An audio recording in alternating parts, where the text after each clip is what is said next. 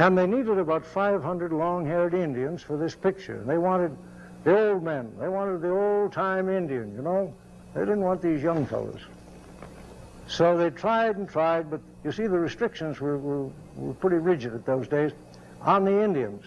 They were trying to make farmers out of the Indians, and they didn't want them going away with Wild West shows trying to play Indian.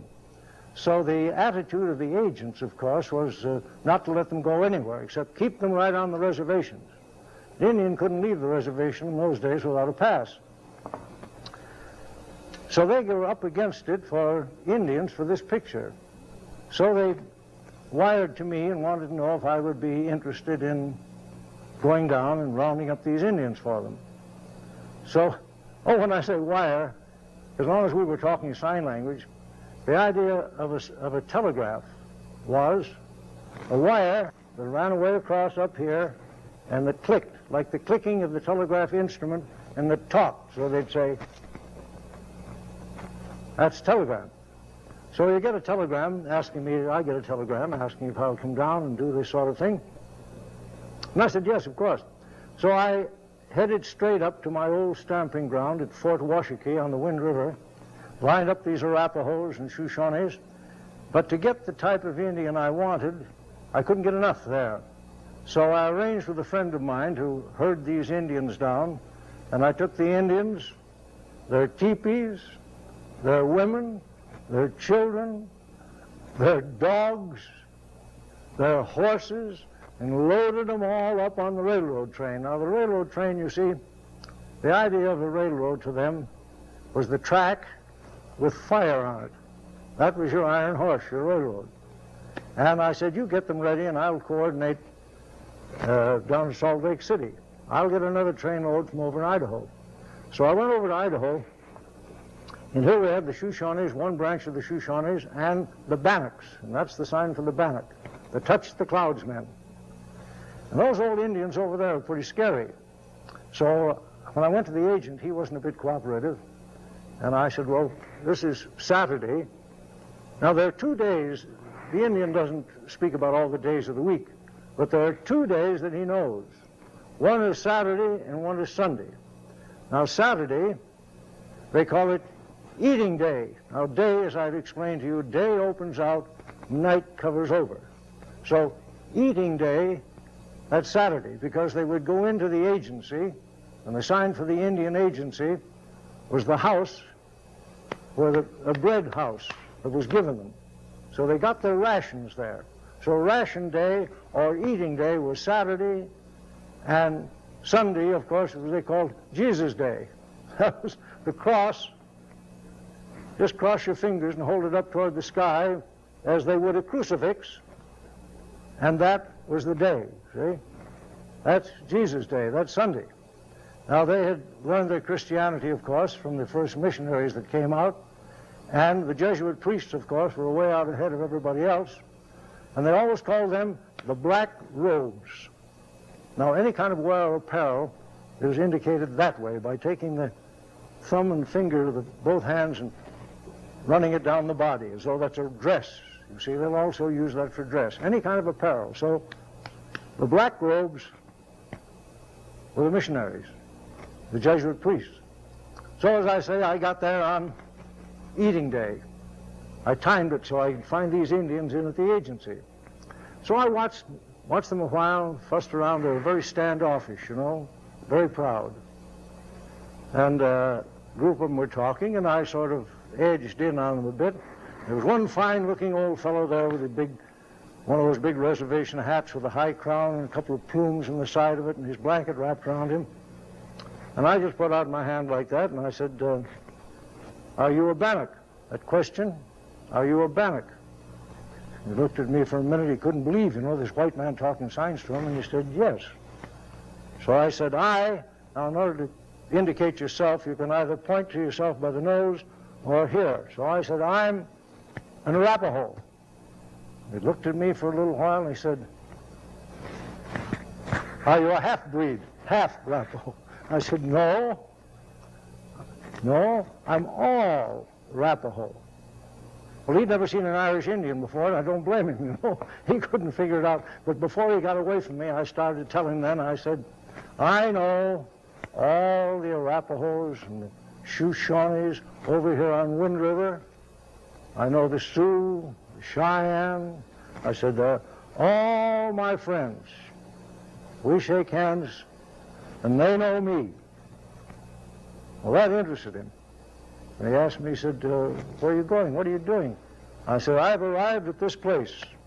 Come here, you see. To arrive, hold the finger out, the index finger out and the thumb. This is the ground. You have arrived here. I've arrived here to talk. Not just to speak, but to talk to you Bannocks and Shoshones. I want, and this is the idea of wanting something, I want all different Indians, different people. Now that's one man. This is different people, a lot of people. Heap people to come along with me. Now to come along with, you lay your finger of the right hand alongside the palm of your left. Come along with me and go way down the other side of Salt Lake. Now Salt Lake is indicated, water, as I've explained, is something you drink. Water in a line was the river, but water in a circle is a lake, and salt is something you put on meat. So I said, you come with me, Salt Lake, the other side of, and we're going to make. Now to make is like, what is like a plow turning over the furrow. You make, to make moving pictures. Now, years ago, of course, the sign to take anybody's picture was like holding the camera up here, you see. It's pantomime. And then we thrust it forward, that means I take your picture. Well, since moving pictures came in and the Indians had gone into town, had seen moving pictures, they'd seen them on the screen and they flickered. So that photograph sign with the flicker, moving pictures. So I said, we're going to make moving pictures. And I want all you Bannocks come along. Well, I never saw it fail. Whenever you try to talk to Indians about something, the fellows who are not at all cooperative had the most to say. The fellow who wouldn't possibly go with me is the guy that's going to be up and against him. So one old boy got up and he said, no, he said, I'm afraid. Now fear, he pulls back, you see. And if you're terrified, it's this way, just scary. But he was afraid. And he said, the government, now speaking of the government, you'd speak of Washington. Now the way they indicate Washington is a town, for instance, a town, that's a house, white man's house. But a town is heaped, a lot of houses, where they're all chiefs. Of course, the great white father, as we call him, they didn't call him that, but they say the white man's chief, big, the white man's big chief. He's down in that town where they're all chiefs. So he said, they got an idea. They're thinking from the heart. They're thinking, put us on this train, on this iron horse. We go with you, we get down in this Salt Lake. We cross over, that train is stopped. And we're all going to be thrown into the Salt Lake and we'll never come back and they're going to get rid of all the Indians. We're all gone. We're wiped out. Now you see, you can get people to come in here this way and they're here, but to grind them out and they disappear and we'll be wiped out. Well, I tried to argue with him and finally I said, well, talk to the other fellows. I said, there's no danger in this. This is just to make a moving picture. Well, I had to talk quite a while to get these Indians lined up. Anyway, I did. And I loaded a bunch of them, of course, on one train there and coordinated the trains, brought them together, all these trains, and we started down to where we were going to make the picture. Well, when I got them down there, I had 3 or 4, I had Crows, I had Shoshones, Arapahoes, Nez Perce, I had about 4 tribes, all speaking different languages. So when I got them down there, nobody else could direct them. So I wound up as being the technical director of this picture, The Covered Wagon. Now, a covered wagon, a wagon, there's the wheels, and it's covered over. So they would indicate the moving picture that you call the covered wagon. When they got down there, then the question was, what do we do? Well, we pitched their camps then I would have to explain about these battles and things. Now, a battle, you fight this way. Now, if it's a battle, both hands closed, going in opposite directions, that's a battle. You see, back and forth. Now, if it's people arguing, it's just a little battle. You're just bickering like that with just the two fingers, you see. That's bickering, but that's a big battle, big battle. So I said it'll be between all the Indians. Sometimes they'll use that sign for Indians. Otherwise, they will mention the tribe. But when you speak of the color red men, Indians, and the white soldiers. Now, soldiers formed a line. If you speak of a soldier, you close the hands, just sort of tuck in the fingers a bit, and then draw them in a line. The soldiers stood out in a line. Now, if you're talking about foot soldiers, infantry, then it's soldiers who walk on foot. If it's cavalry, it's soldiers on horseback. And if it's artillery, they call them the big gun soldiers. Wagons, sometimes they say wagon soldiers with a big gun. They say soldiers with a wagon and a gun to shoot big. So there was your artillery, your cavalry. Now your soldiers are done this way. If it's an officer, they point to the shoulder straps or say soldier chief. Now they had names for different army officers on the plains, for instance. They called General Scott, strangely enough, Strong Bear. Now the bear rears up on his hind legs like that, you see, with his paws up. And Strong Stout is like that. They say, woo, stout, strong. That also is brave, or brave bear. So they say brave bear. They called General Miles Bear Coat, because the first time they saw him come out there in that winter campaign, he had a big black bear coat on. So they just named him, they gave him that name of Bear Coat, or Bear Robe, would sometimes say for him, Bear Robe. Just as, well, something that most of you are familiar with. Take Custer, for instance. You'll see them sometimes make the sign for the point to something's yellow hair. But the Crows had a different name for him, which I think is one of the most beautiful expressions I've ever heard. They called him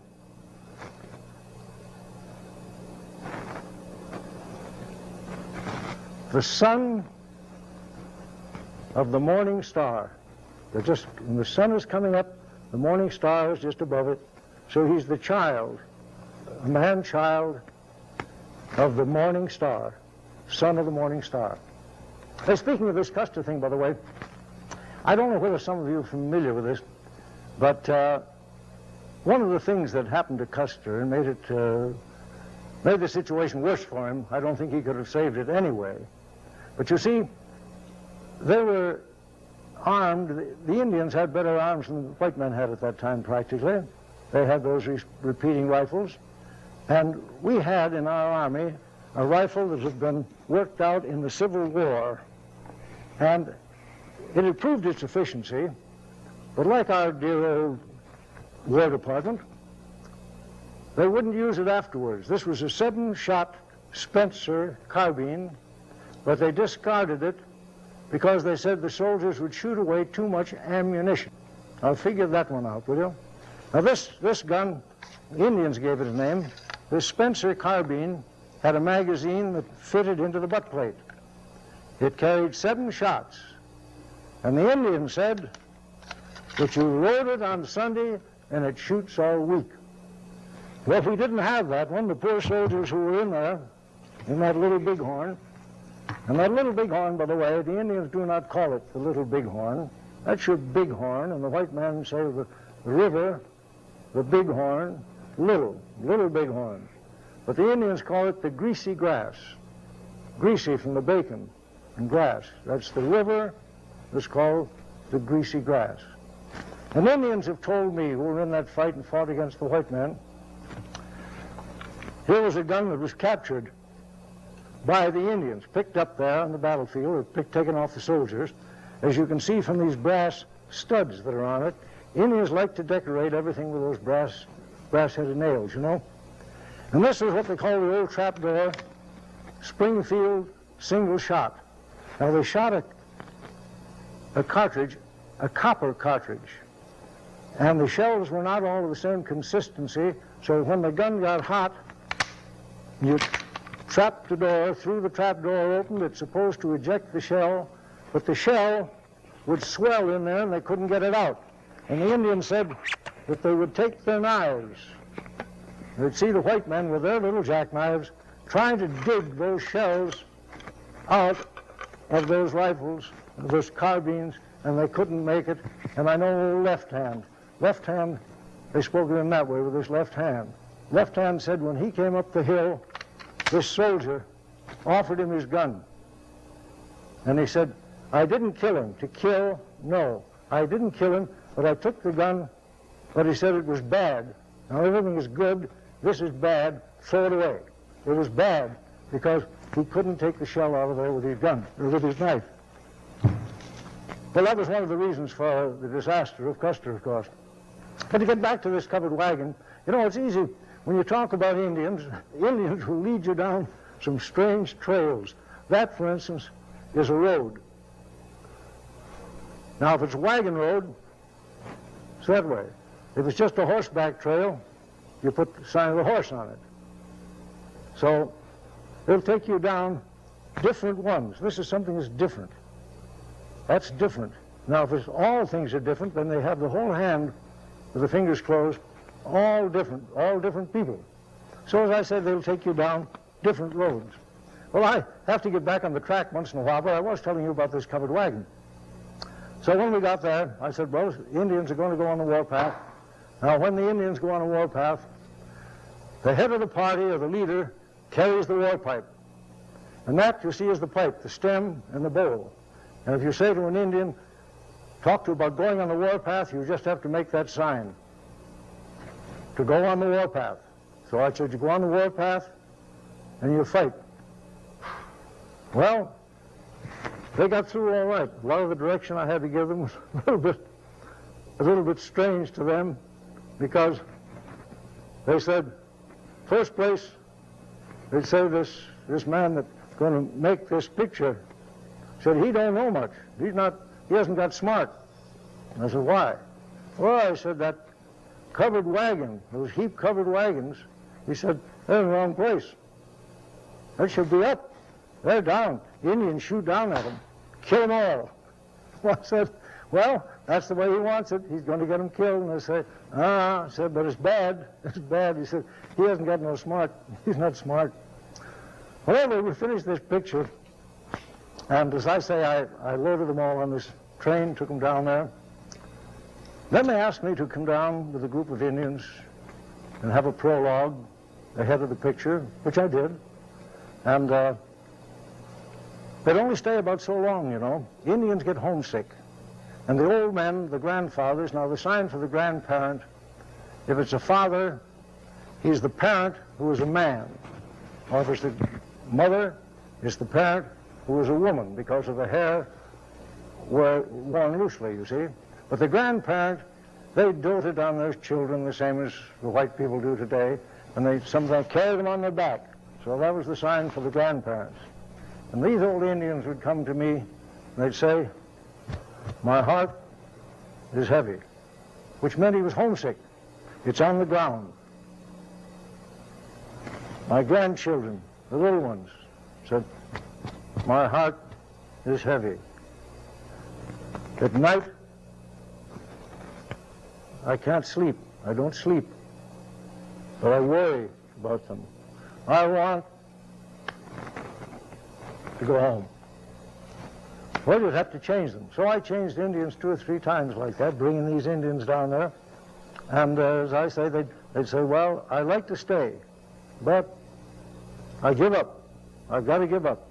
My heart is so heavy. Now, to give up means that you've hit an object that you cannot penetrate, so you fall back and you give up. So I say, all right, we'll quit, and this means to stop everything. Quit. Quit. Train. I'll put you on, and you go back up to Wind River. I said, now that's thank you. Thank you very much. So they'd thank me, and away they go. Well, anyway, We were there at that Grauman's Theater in Hollywood for, about 9 months. Now, a month to the Indian, as I say, the only days they spoke about was Saturday and Sunday. But otherwise, it's so many days, 9, 10, 100 days. But a month is when the moon dies. Now, the moon, of course, the sun shines, but the night sun, night covers over, and that's the night sun, that's the moon. So when the night sun dies, to die, you see, you go underground. Dies, and we quit. So I went back up after I said we were there for 9 months, as they'd say. 9 months, and then they all quit. So I went up to the reservation. They wanted me to take the prologue to Europe. We're going to London, they said, and we don't know whether the English people will like this or not. But if you'll take those Indians along, have them go with you, well, we feel sure that it'll be a success. Well, then I had to start all over again. I went back up to Fort Washakie. I called a meeting of all the head men. I explained what I wanted. And the thing they told me was, most of them, as I say, the old Indians who get up and argue the most aren't the fellows who are going to go. But this one Indian got up and said, I don't know. I don't know. But I hear, out of here this way, I hear that this big boat, now a boat is like a canoe, you see, big one, that's a big boat. That you get on that boat, and this little place, this little country is small, it's an island, out there in the big water. Now the big water is water big.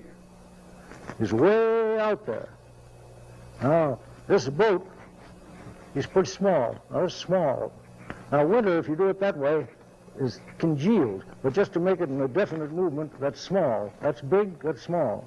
Now, I said, this ocean, this water, is big. I said, this boat is pretty small. You go way off, maybe for 4, 5, 10 days. You look ahead, and this island, you don't see him. You don't see the island. You look back, and this land, you don't see him. Now, maybe so, can't tell. This boat missed that island, fell off on the other side. Well, that was one argument. Then old Yellow Calf got up. He's all arguing against it, too. He said, you know, long time ago, Bahaska, Buffalo Bill, long-haired, he'd take this show so everybody goes, has a good time. You all mingle around together. That's an entertainment, any kind of a show. His show. He'd take these Sioux with him across that big water. And these Sioux, they're telling me that this boat is to go this way. And they say, the Sioux, he go that way. He said, now maybe so, you're going to die. And they throw you in that big water, and you never get to the happy hunting ground. Now, your happy hunting ground is generally Medicine. It's the Medicine Road. See, that's a road where the dead travel across the Milky Way. You say, you get there? No, you never arrive at the happy hunting ground. So I'm afraid I'm going to stay here, right here. This is the way you say, stay in this place. So I saw the council was going against me. So I took this old Indian Gozenlodge, my brother, outside, and I explained to him that there was no danger, there's nothing to be frightened about, don't be scared, that I wouldn't go myself. But you, my brother, I want you to go with me. So he came back into the council, and he made practically the same speech I'd made to him outside. But he wound up in his way, and he said, all you different Rapahoes are like children, small, you're the same. Your hearts are scared. He said, I know my brother. High Eagle, that was their name for me, the Eagle High. And if he takes me by the hand,